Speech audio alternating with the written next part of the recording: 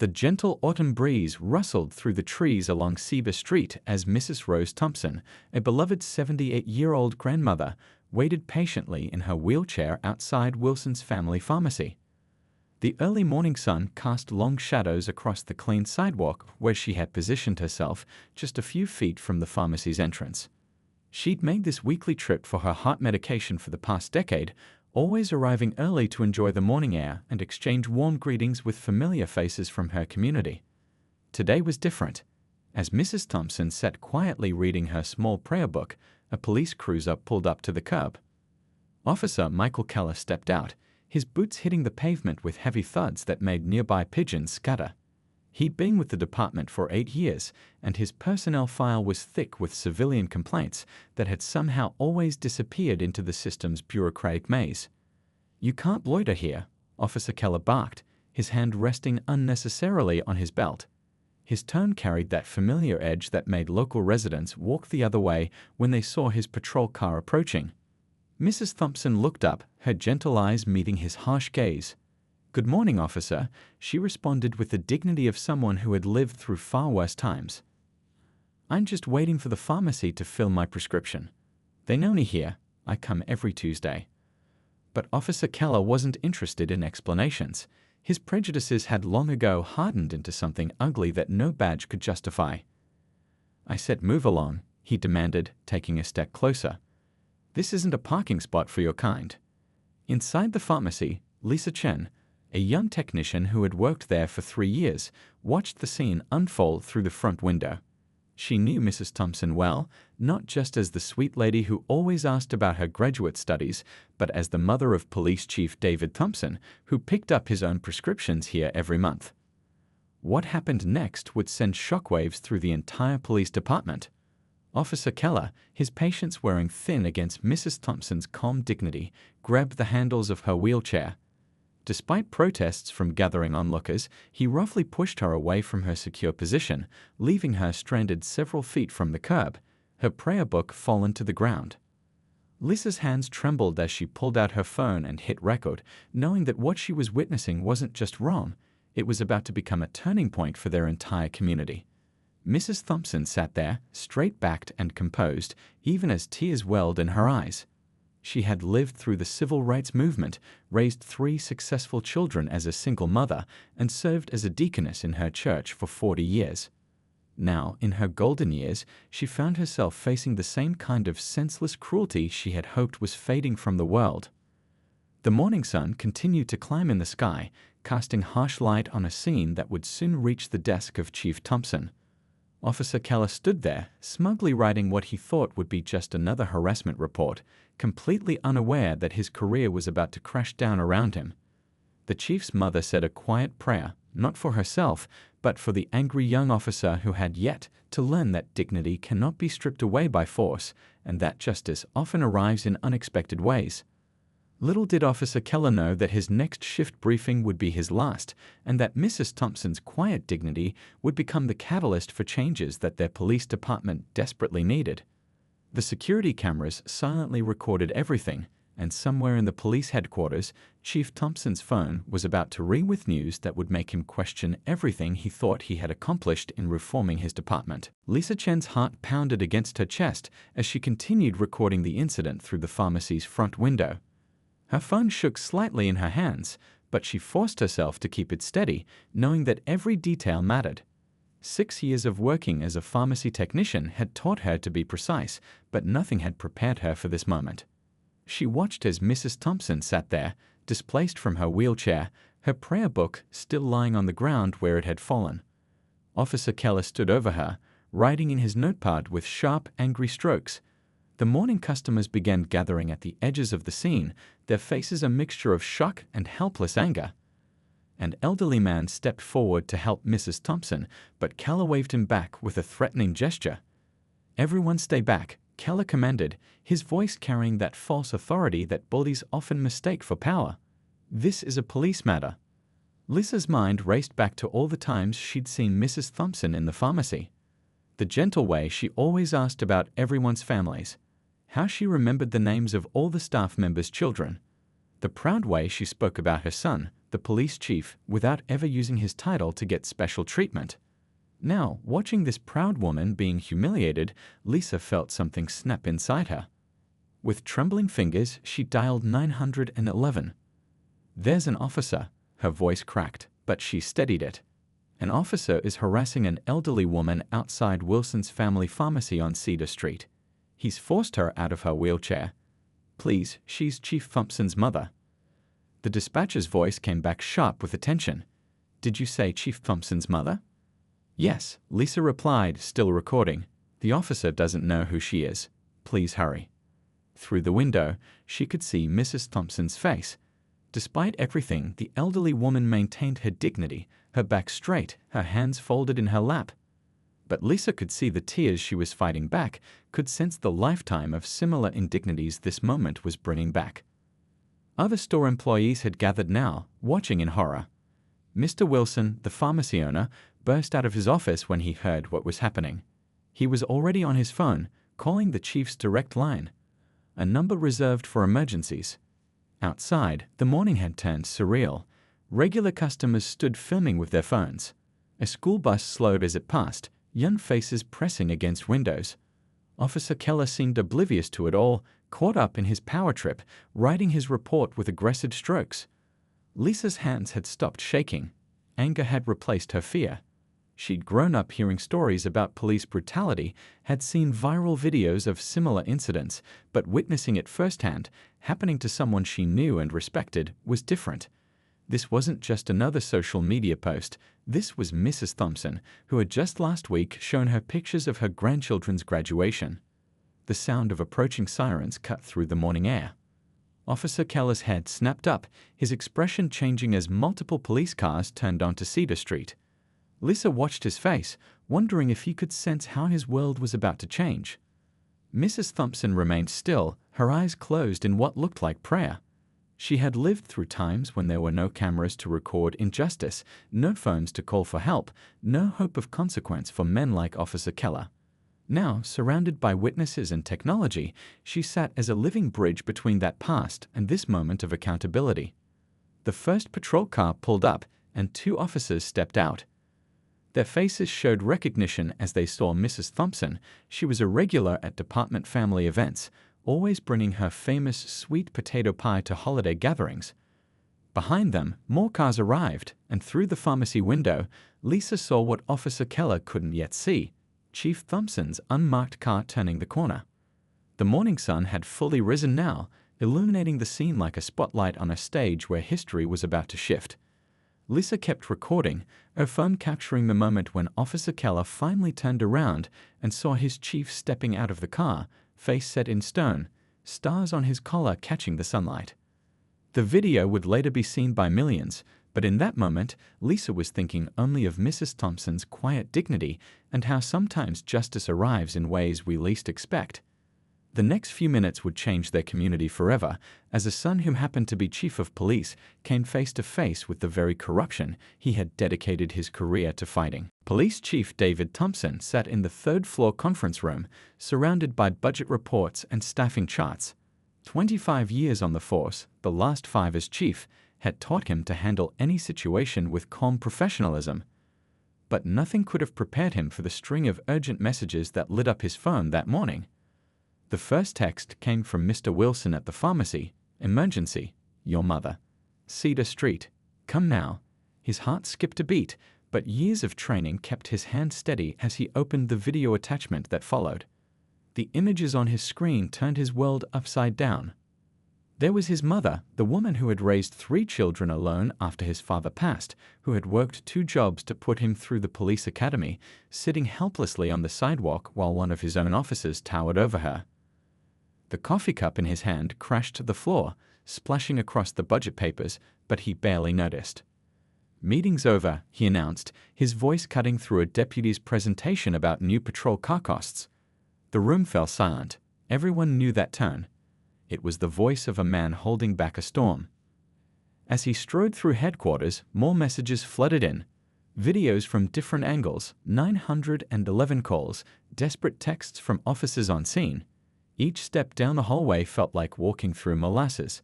His mind raced between memories, his mother at his police academy graduation, beaming with pride. Her voice on the phone just yesterday, telling him not to work too hard. Her stories about living through segregation, always told without bitterness, only hope for a better future. He had spent his career fighting to change the department from within.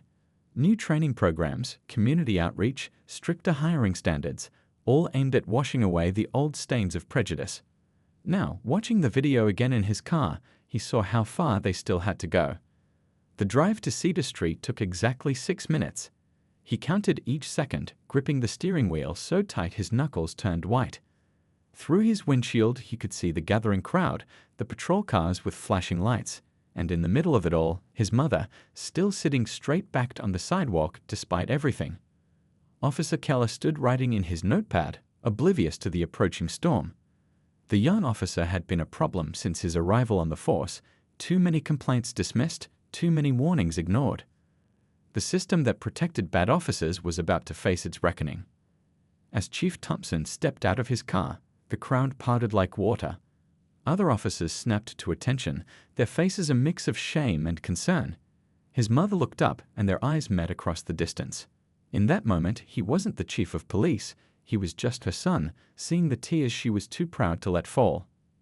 "David," she said softly as he reached her, using his first name as she always did in personal moments. "I was just waiting for my medicine." The chief knelt beside her, his uniform creasing. "I know, Mama," he replied, his voice gentle but carrying across the now silent scene. Then he stood, turning to face Officer Keller, who had finally looked up from his notepad. The color drained from the younger officer's face as recognition hit him like a physical blow. "Chief, Keller started, but Chief Thompson raised his hand for silence. The morning sun cast his shadow long across the sidewalk, reaching all the way to where his mother's prayer book still lay on the ground. 25 years, Chief Thompson spoke, his voice carrying to every corner of the gathered crowd.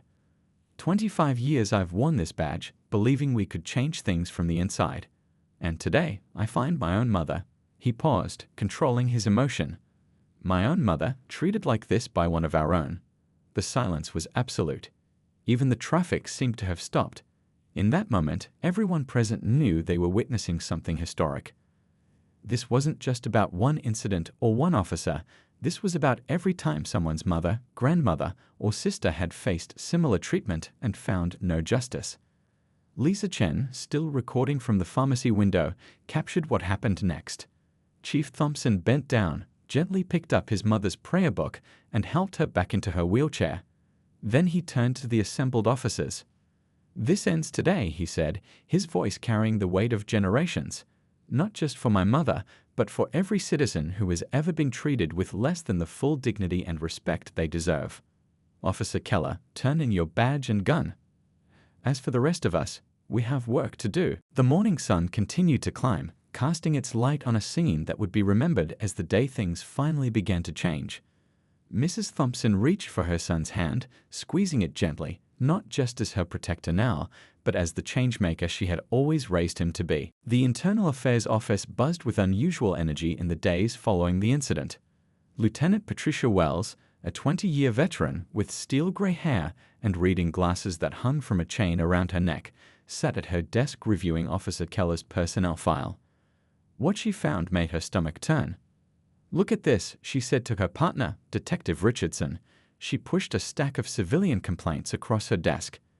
15 complaints in 8 years, all with similar patterns. All dismissed or marked insufficient evidence. She took off her glasses, rubbing her tired eyes. They'd been working 16-hour days since the incident, determined to do this investigation right. The wall of their office had become a timeline of Officer Keller's career. Sticky notes, photographs, and incident reports created a pattern that should have been obvious years ago. Each complaint told a similar story: aggressive behavior, racial bias, abuse of power. But somehow, the system had protected him time and time again. "Here's another one," Detective Richardson called out, pulling a file from the archives. 2 years ago, he forced an elderly man to walk home in the rain after impounding his car without cause. The man had a valid registration. It was in his glove compartment the whole time. The body camera footage from the incident with Mrs. Thompson played on a screen in the corner. They'd watched it dozens of times now, but it still made their blood boil. The camera captured everything: the unnecessary aggression, the cruel words, the complete disregard for human dignity. Down the hall, in the computer forensics lab, Officer Chen, no relation to Lisa from the pharmacy, was going through Keller's work emails and text messages. His findings were troubling. Messages to fellow officers showed a pattern of racist jokes and comments. Some of his supervisors were included in these exchanges, explaining how his behavior had gone unchecked for so long. "Lieutenant," Officer Chen called out, "you need to see this." He pulled up an email chain that showed previous complaints being deliberately buried. Names of high-ranking officers appeared in the threads, revealing a network of protection that had allowed bad behavior to flourish. The investigation spread beyond Keller. Each new piece of evidence revealed another crack in the system. Lieutenant Wells started keeping a separate file labeled Departmental Reform Recommendations. It grew thicker by the day. Meanwhile, in the break room, younger officers gathered during their shifts, discussing the changes they were seeing. "Did you hear?" one rookie whispered. "They're reopening every dismissed complaint from the past decade. The chief says no stone goes unturned." The department's old guard was nervous. Those who had looked the other way, who had signed off on dismissing valid complaints, knew their time was coming. Retirement papers began appearing on desks. Sick days were suddenly being used. But it wasn't just about punishment. Chief Thompson had made it clear this was about transformation. Every revelation from the investigation led to a new policy, a new training requirement, a new accountability measure. In the evidence room, Mrs. Thompson's prayer book sat in a clear plastic bag, a silent witness to the change it had sparked. The pages were still crumpled from where it had fallen on the sidewalk. Lieutenant Wells often found herself staring at it when she needed motivation to keep digging. As the fourth week of investigation began, the team gathered in the conference room for their daily briefing. The wall was covered with photos, documents, and connecting lines, like something from a TV crime show, except this was about policing their own. "We've got something bigger than Keller," Detective Richardson announced, pinning up a new document. "This goes all the way to the former administration. Look at these signature patterns on dismissed complaints. Same supervisors, same excuses, same results." Lieutenant Wells stood at the window, watching patrol cars come and go in the parking lot below. Each one represented an officer who needed to be part of the solution. The old system was crumbling, but building a new one would take more than just exposing the rot. That afternoon, as she prepared her preliminary findings for the chief, Lieutenant Wells added a personal note.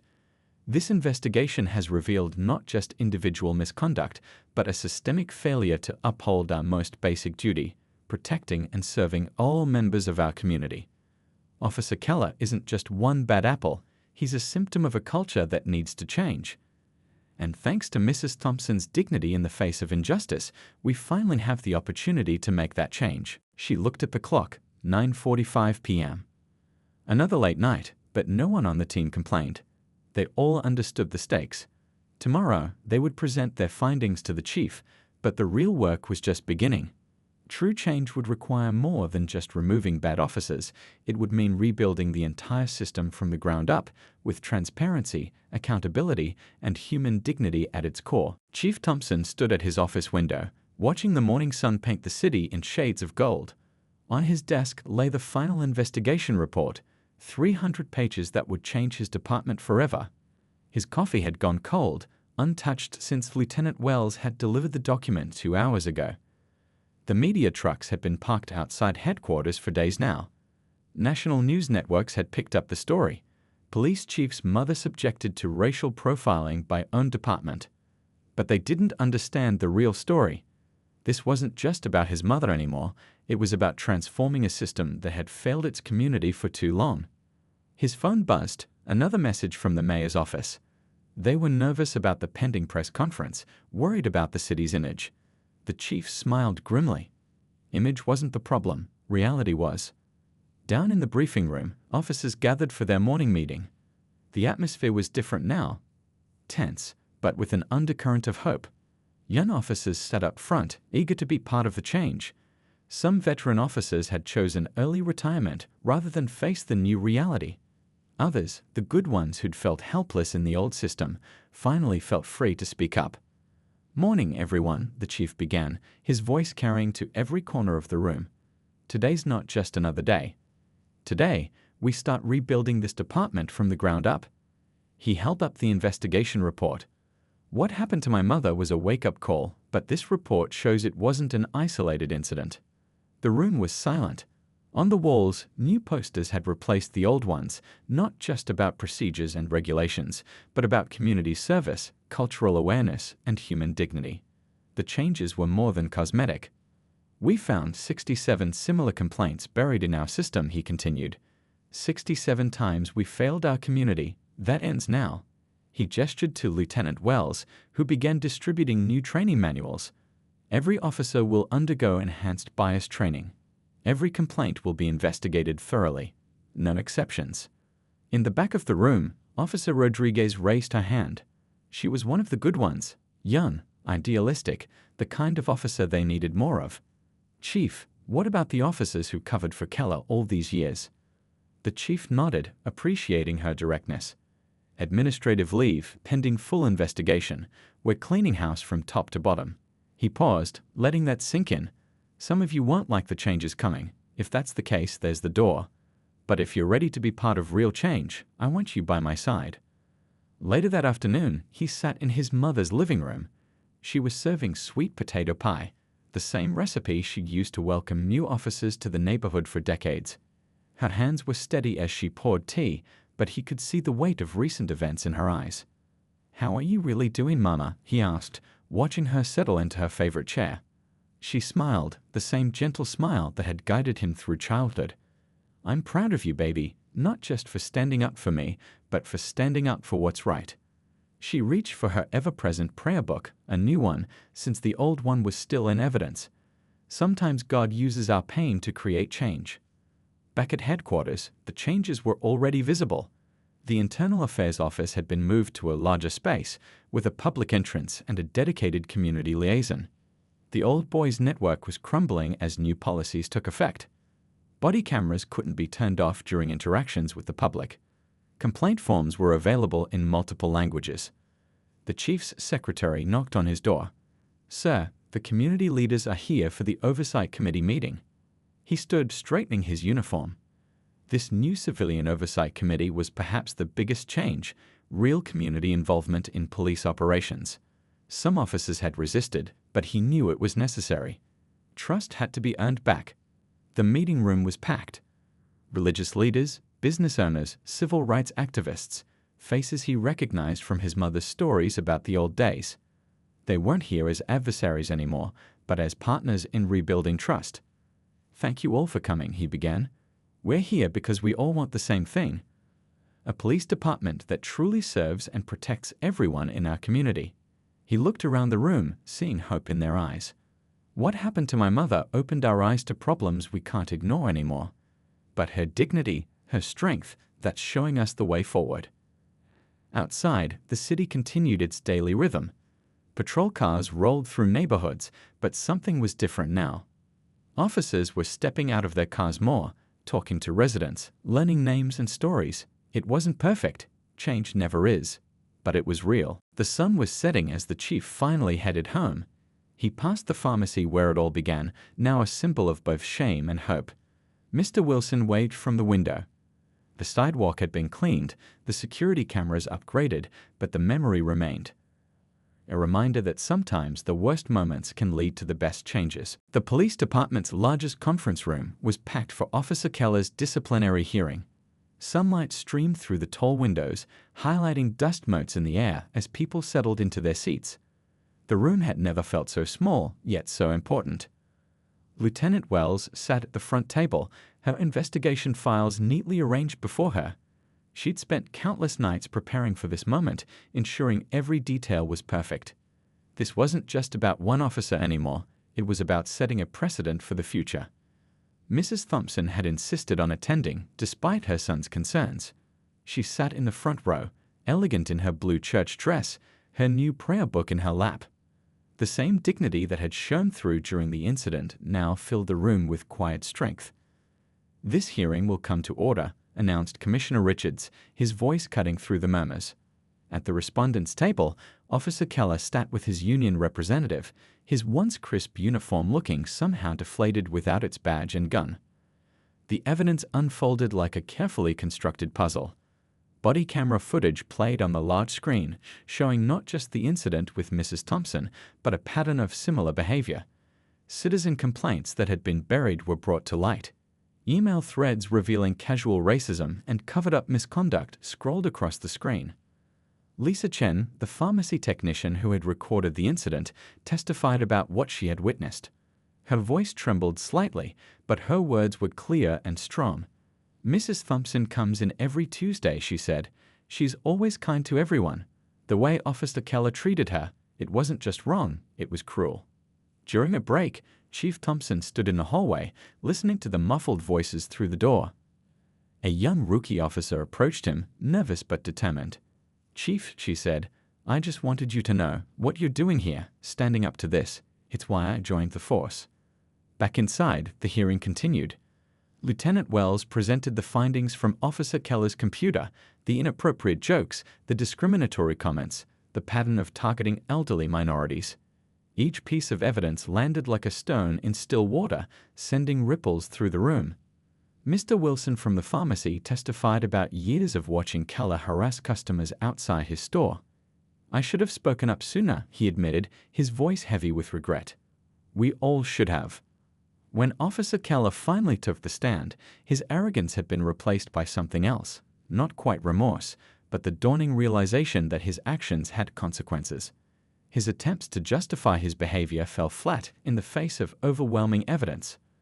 During the lunch break, Mrs. Thompson sat in the building's small garden, surrounded by early summer flowers. A group of young officers spotted her and approached hesitantly. "Man," one said, "we just wanted to say, you're helping us become better officers. Your strength is changing things." The afternoon session focused on the broader implications. Lieutenant Wells presented statistics showing racial disparities in traffic stops, citations, and use of force.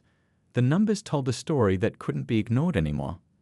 As the sun began to set, casting long shadows across the conference room, Commissioner Richards prepared to announce the decision. The room held its breath. Mrs. Thompson reached for her son's hand, squeezing it gently. Based on the overwhelming evidence presented, the commissioner began, "Officer Michael Keller is hereby terminated from the police department, effective immediately. Furthermore, his conduct will be referred to the district attorney's office for possible criminal charges." But the commissioner wasn't finished. "This hearing has revealed systemic issues that cannot be ignored. Therefore, I am ordering a complete review of all department policies regarding citizen complaints, use of force, and bias training." Outside the hearing room, reporters gathered, cameras flashing. But the real story wasn't in the headlines. It was in the quiet conversations happening in corners of the building. Veteran officers talking about times they should have spoken up. Young officers discussing how to build trust in their communities. Department staff reviewing old complaints with new eyes. Mrs. Thompson declined interviews, but as she left the building, she paused to speak to a group of cadets who had watched the proceedings.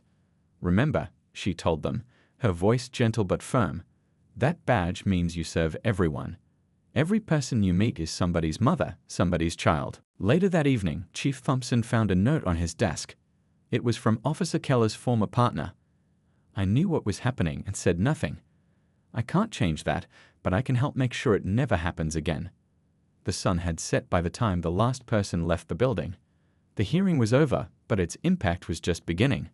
Tomorrow would bring new training programs, community oversight meetings, and the hard work of rebuilding trust. But tonight, in homes across the city, people went to sleep knowing that sometimes justice does prevail, and that change, while difficult, is possible when good people find the courage to stand up for what's right. 1 year later, the police department's annual community picnic filled City Park with laughter and conversation. The autumn air carried the scent of barbecue and the sound of children playing. It wasn't just a picnic, it was a celebration of how far they'd come. Mrs. Thompson sat at a central table, surrounded by a mix of officers and community members. Her sweet potato pies, arranged neatly on the dessert table, were already half gone. Young officers stopped by regularly to chat, drawn by her warm smile and gentle wisdom. "Tell us again about the changes you've seen," Mrs. Thompson asked Officer Rodriguez, who had recently been promoted to lead the new Community Relations Unit. She sat down with a plate of food, genuinely interested in the elderly woman's perspective.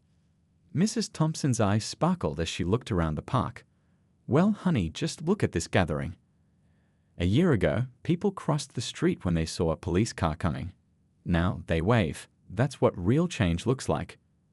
At a nearby table, Lisa Chen from the pharmacy chatted with Lieutenant Wells.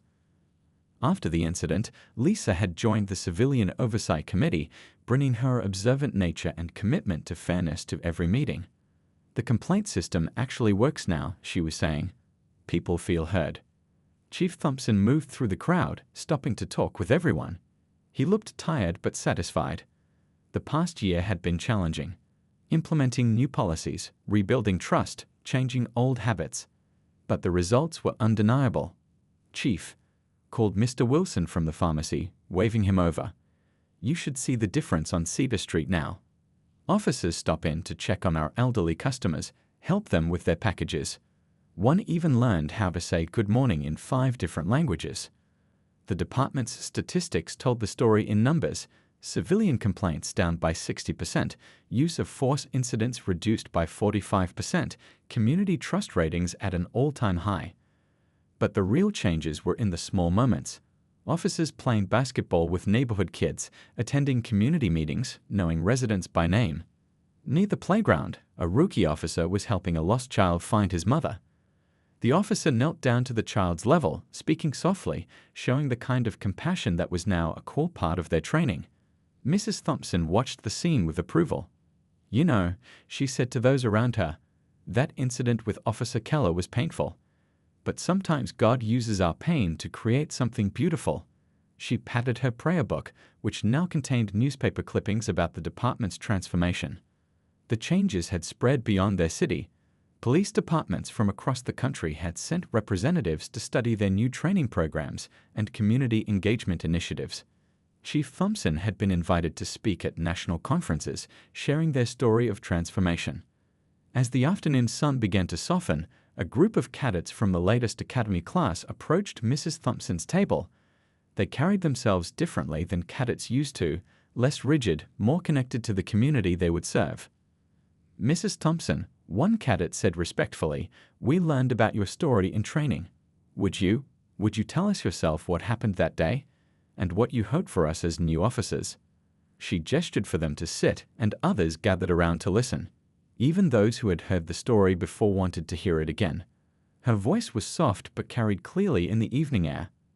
"That morning, I was just waiting for my medicine," she began. "But God had bigger plans. What happened to me was wrong, but look what grew from it. Each of you wearing that badge now, you're part of the change we needed." Chief Thompson stood at the edge of the gathering, watching his mother teach this new generation of officers. The latest training report sat in his briefcase, showing improvements in every area they measured. But the real proof was here, in this park, in these conversations. A small girl ran past, chasing a balloon, and an officer helped her catch it.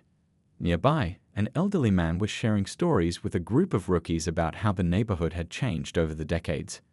The barrier between us and them was slowly dissolving. As the sun began to set, casting a golden glow over the park, Mrs. Thompson led a prayer of thanksgiving. People of all backgrounds, officers and civilians, joined hands in a circle around the tables. The moment captured everything they had worked for: unity, respect, community. Later, as Chief Thompson drove his mother home, she patted his hand. "You know, son," she said, "sometimes the worst moments in life lead us to the best changes. What happened that day was terrible, but look at all the good that came from it." He nodded, thinking of all the work still ahead. Change wasn't a destination, but a journey.